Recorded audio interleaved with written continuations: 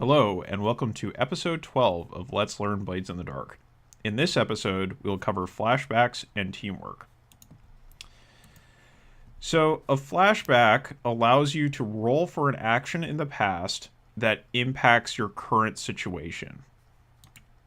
And this is an action that allows you to interrupt the fiction and offers you an opportunity to change position through a new move. So the flashback does not offer you any guaranteed bonus that would improve your situation. It simply allows you to interrupt the fiction and try for something better. It's no sure thing. Rolls can fail just like in any other actions. And the fiction follows from the outcome of the flashback back into the present position. So if you have a very good result to the action roll you make, or whatever you make in your flashback, that can improve your position in the present. However, if you do very badly on your flashback action, then you can actually worsen your position. So there is a risk here. And that risk is compounded by the fact that you need to spend stress to do some flashback actions. The amount of stress is set by the GM according to the following guidelines. So 0 stress would accord to ordinary actions for which you had an easy opportunity. So an example, arrange for a friend to show up for a score and get the drop on the opposition. So if this friend is, a very good friend of yours, someone you meet frequently, someone you've worked with in the past, then it would not be unreasonable at all for them to come help you on a score.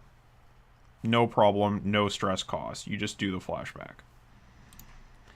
1 stress, a complex action or unlikely opportunity. So, for example, hiding a weapon on hostile territory in preparation for a fight. So this would require you to, sort of enter unnoticed or under false pretenses into hostile territory in order to hide the weapon in preparation for like the next day's fight. So it's a little bit more complicated, and the GM says, okay, you got to spend a stress on that. 2 or more stress, an elaborate action that involves special opportunities or contingencies. So, for example, introducing a totally new NPC whose presence is unlikely and gives the PC significant advantages. So the example in the book here was something like discovering that there is a ghost on the premises of the place you were doing a score and manipulating that ghost into improving your position in the present. So that, that ghost was not established in the previous fiction. It was just something that was established on the spur of the moment right there by the player. And so the GM is saying, yeah, you can do that. However, it's going to cost you a fair amount of stress to establish this very convenient new fictional detail. So there are different types of flashbacks. After the stress cost has been paid by the PC, a flashback action is handled like any other. So just like there are many types of actions, there are many types of flashback actions. You use an action roll if there is a dangerous or troublesome obstacle to the PC's goal in the flashback. You use a fortune roll if the GM wants to disclaim responsibility about the result of the flashback action. So, if it's unclear which way the situation might go, but the GM doesn't just want to arbitrarily decide one way or the other, then they're going to go ahead and do a fortune roll, just like any other fortune roll in the game. So if you go back and watch the episode about fortune rolls, you'll see that that's pretty much normal. And there's no roll if success is not in doubt, right? So that's the same as in the rest of the game. It's roll dice or say yes, right? So if success is not in doubt, then don't roll dice, just say yes. If a flashback involves a downtime activity, you pay 1 coin or rep instead of spending stress. So there are certain kinds of activities in the game that are called downtime activities. And this is just like if you were making an extra action during the downtime phase. When you make an extra action above the one that you get normally in the downtime phase, an extra downtime activity, then you can pay 1 coin or rep to make it happen. So again, this is pretty much just standard rules. All you're doing is moving an action from the downtime phase into the flashback. There's no particular extra cost. This is just the way that downtime activities work anyway. And of course, we are going to get into downtime activities in the near future in subsequent videos. So just thinking about the design of flashbacks, they're perfect to use after a bad engagement roll. So we talked about the engagement roll. If it goes poorly, you start your engagement, you start your score in a bad position. However, spend a little bit of stress and go back and say, well, actually, I prepared for this eventuality in the past. If your flashback roll goes well, then boom, your position is improved, and you can just keep on rolling.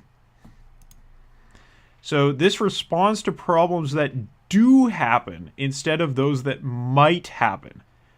So this is what makes it better than running some kind of long planning phase in front of a score. You just have to deal with the problems that actually come up once the score starts, instead of trying to plan for every eventuality. In other words, by moving from the score itself back in time and dealing with those problems that actually come up, you are dealing with a more narrow or more condensed possibility space. The risk is lower. So even though you are spending stress to go back in time in order to do these flashback actions, you're still coming out ahead because you're not having to go through and do an action roll or fortune roll to set up every possible little detail for the score. It actually does end up being beneficial for the player, as well as being beneficial for the overall flow of the game. And this is following the principle of the game that John Harper calls act now, plan later. Flashbacks can't undo immediate fiction. They can only add to the established fiction. So in other words, flashbacks allow you to yes and. They do not allow you to no but, if you're sort of following the conventions of improv.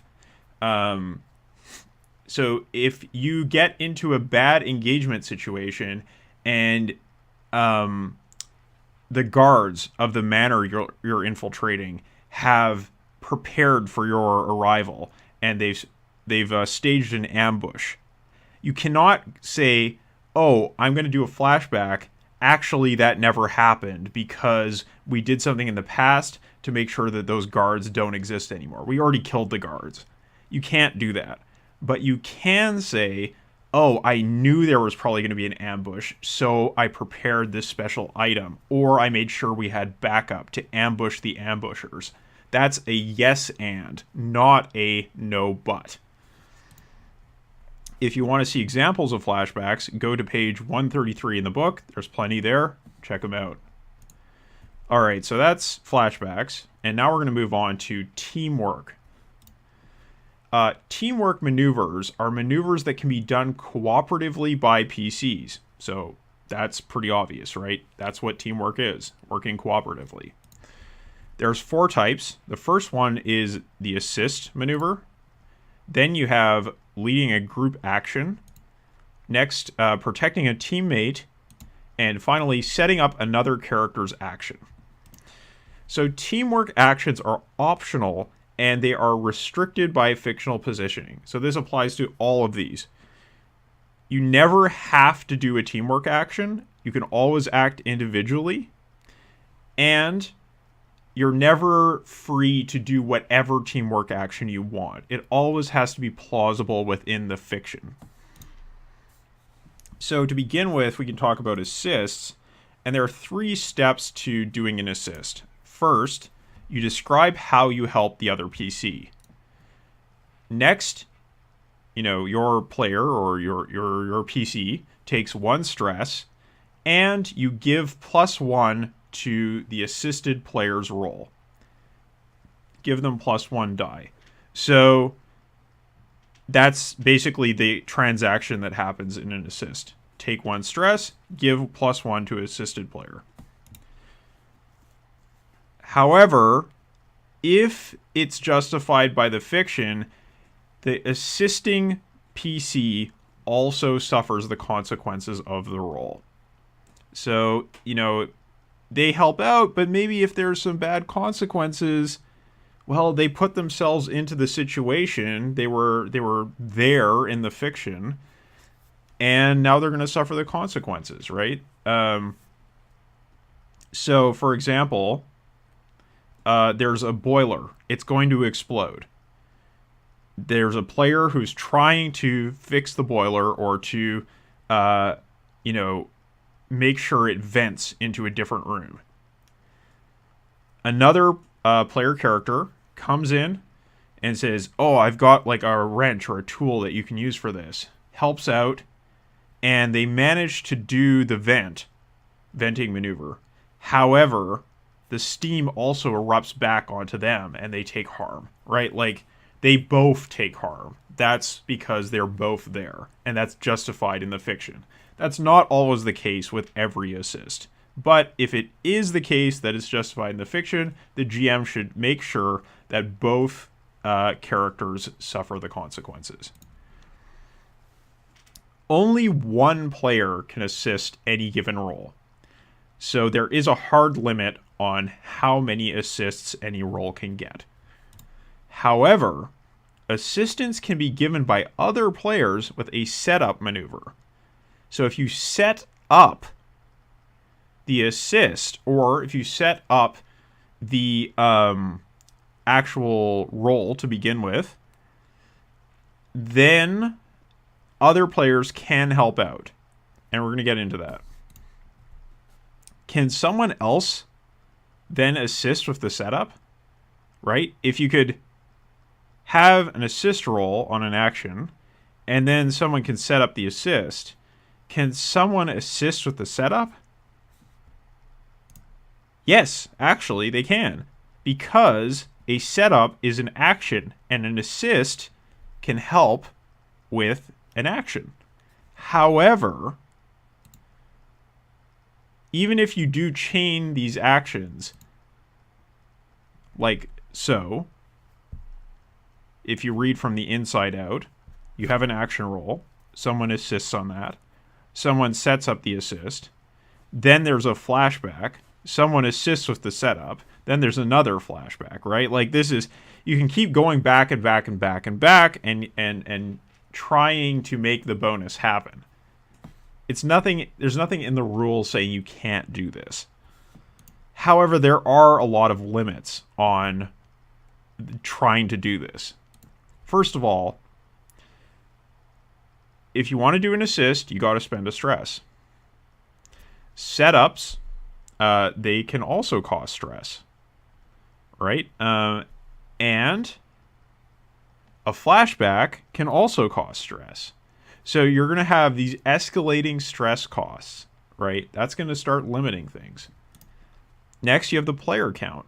Well, each player only has so much stress to spend, and there's a limited number of players. Next, you have the fictional positioning. Does it make sense to keep going back and back and back and back and back to make this happen? Probably not, right? There's probably going to be a point where the GM is going to say, that doesn't make sense. Even if you're spending, 3 stress in your flashback, it's still just a little bit too unplausible.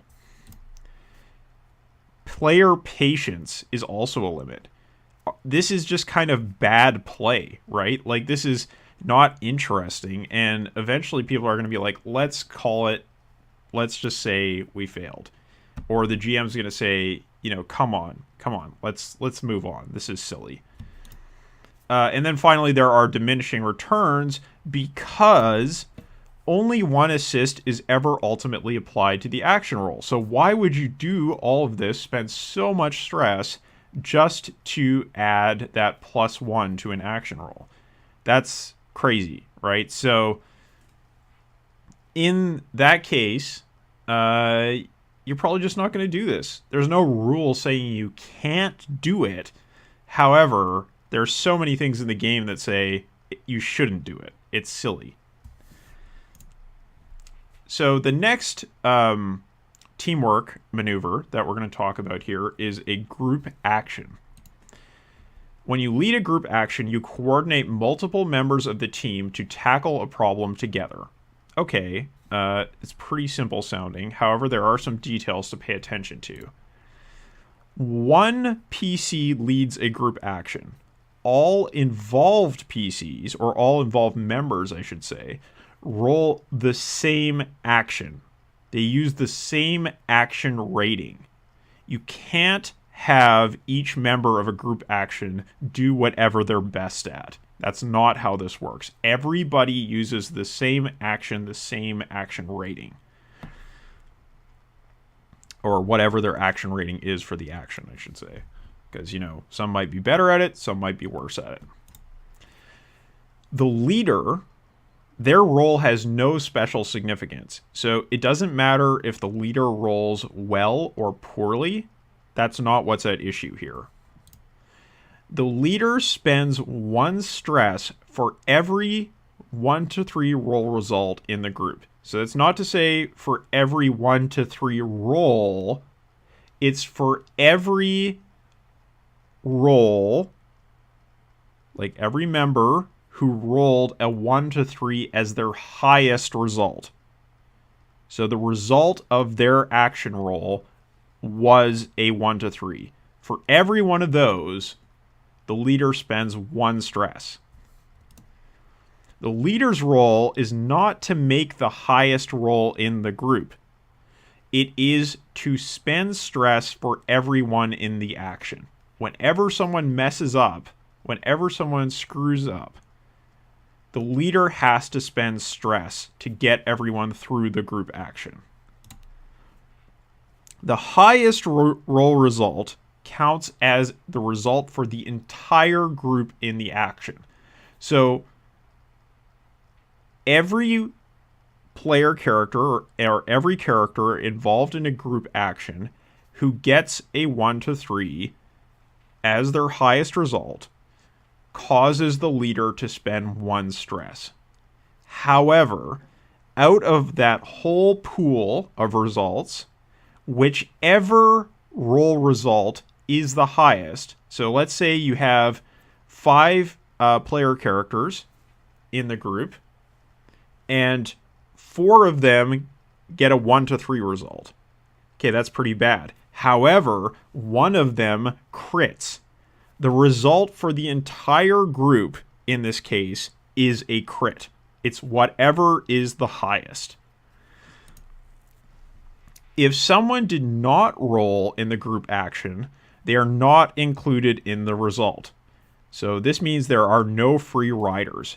You can't just take the 3 best characters in your group and say, you guys roll, and then once you're done, we'll all sneak in together. That's not how this works. If you want to see the benefits of performing the action, if your PC wants to see those benefits, they have to be included in the group action. So to continue, group actions can include cohorts. Now, this is something we have not discussed yet, but it's something we're going to talk about in the downtime phase. Basically, cohorts are like NPCs that your crew is able to make use of. So if your PC is directing a cohort group action at a distance, the PC rolls with the command action rating, and each cohort rolls with quality. So the one PC is rolling with command. Every one of the cohorts, they roll the number of dice equal to their quality. However, if the PC is acting with the cohorts together, so let's say instead of commanding them to go wreck something, the PC is actually personally going and wrecking the thing with the cohort, then the PC rolls wreck. They rolled the relevant action rating, and because cohorts do not have action ratings, they still just roll with their quality. That's how this works. And then everything just works as per usual with a group action. So overall, group actions increase the odds of the weakest links in the group succeeding. However, increasing the number of weak links increases the stress burden on the leader. So, because this is the case, because if the leader is trying to carry a whole bunch of player characters or cohorts who are really bad at what the group is trying to do, if the leader is trying to carry that many people, then they can burn out from too much stress. Because that's the case, it can be better for unskilled PCs to do a set-up teamwork maneuver instead of participating in a group action. And we're going to cover that. So this is a little bit of strategizing that the crew can do when thinking about how to do a group action. The next teamwork maneuver is very simple. Protect. Basically what this is that when a PC is protecting someone, they suffer a consequence in place of their teammate. It's dealt with like any consequence. So if you want to go back to the consequences episode, check that out. And it can be resisted with a resistance roll, just like any consequence. And this must make sense in the fiction. So if a character has gone solo into an enemy base and they're in a bad spot, no one in the group can say, oh, I'm going to protect them. I'm going to suffer that consequence. Because they're not there, right? That's all this is. It has to make sense in the fiction. Finally, let's talk about the setup maneuver. When you perform a setup action, you have an indirect effect on an obstacle. That's a little bit hard to understand, but it'll make sense as we go through this.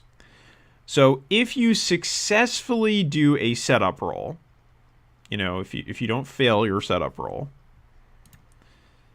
any team member doing action X in situation Y gets either +1 effect or an improved position.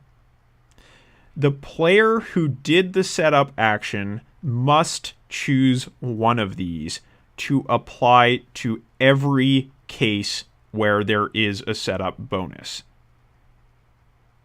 Okay? Any team member doing action X in situation Y. So it's specified that anyone can get this benefit as long as they are doing the given action in the given situation that is specified in the setup action. And they get only effect level or improved position. They can't pick and choose. So this can benefit multiple follow-up actions, including group actions. Every one of them gets the same benefit. You can't pick and choose. So it can benefit multiple independent follow-up actions as long as they follow the action X in situation Y condition, or it can benefit a group action. So remember, I said before that if a player character is particularly bad at an action, it may make sense for them to not participate in a group action doing that, and instead do a setup. And what this allows them to do is to do something they are good at to help the entire group and basically remove themselves from the stress cost that the leader of the group action would incur if they failed. Flip side of that, it's probably going to separate the party. So that is a disadvantage. It's a cost benefit. It's a risk reward that you have to weigh as a crew. So this is useful for helping with an action your PC is bad at. And it's also useful for building up a chance to overcome very difficult obstacles.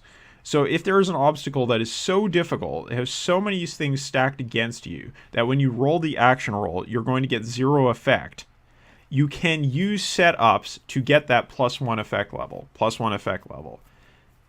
And that can move you above 0 effect to limited effect. So you actually have a chance to do the thing that you're trying to do. And so this is something that can create a lot of enjoyable cooperation in play and help create drama and tension instead of the GM just saying, no, you can't take on this, steam tank, or you can't take on this greater spirit or this demon because they're just too tough for you. You just can't do that. No. If the players can come up with something in the fiction that allows them to overcome the specific advantages that the opposition has with a setup maneuver, then they can start to get an edge on their opposition, and they can start to get a foothold against them and to give themselves a chance as daring scoundrels to get through that score. So that covers flashbacks and teamwork. And it also covers the entirety of the score. We've covered all of the rules relevant to scores, and now we're going to move into the rules relevant to downtime. So in the next episode, we are going to talk about coin and stash, and I will see you then.